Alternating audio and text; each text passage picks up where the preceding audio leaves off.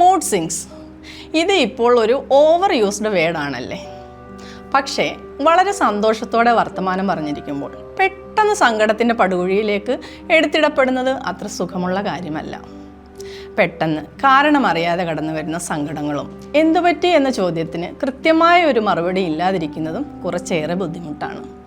സങ്കടം വരുന്നു, സങ്കടമുണ്ട്, അത്രമാത്രം. ഈ ഉത്തരം എല്ലാവരും ഒരുപോലെ സ്വീകരിച്ചു കൊള്ളണമെന്നില്ല. ഈ സങ്കടം ചിലപ്പോൾ ഒരു ഉറക്കം കഴിഞ്ഞെണീക്കുമ്പോൾ ഇല്ലാതായേക്കാം, അല്ലെങ്കിൽ കുറച്ചധിക ദിവസം നീണ്ടു നിന്നേക്കാം.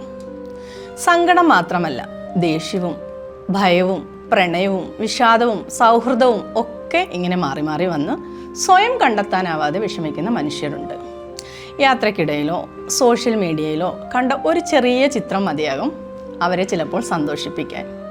ഒരു നോർമൽ സംഭാഷണത്തിൽ ആരോ പറഞ്ഞ ഒരു കുത്തുവാക്ക് മതിയാകും അവരെ ദിവസങ്ങളോളം വിഷമിപ്പിക്കാൻ. ഒരു നോട്ടം മതിയാകും അവരിൽ പ്രണയമുണർത്താൻ. ഇത്തരം മൂഡ് സ്വിങ്സിൻ്റെ ഏറ്റവും മോശം അവസ്ഥകളിലൂടെ കടന്നു പോകുന്നവരുണ്ട്. എനിക്ക് സഹായം ആവശ്യമാണ് എന്നുപോലും മനസ്സിലാകാത്തവർ. പക്ഷേ അവർക്ക് സഹായം ആവശ്യമാണ്.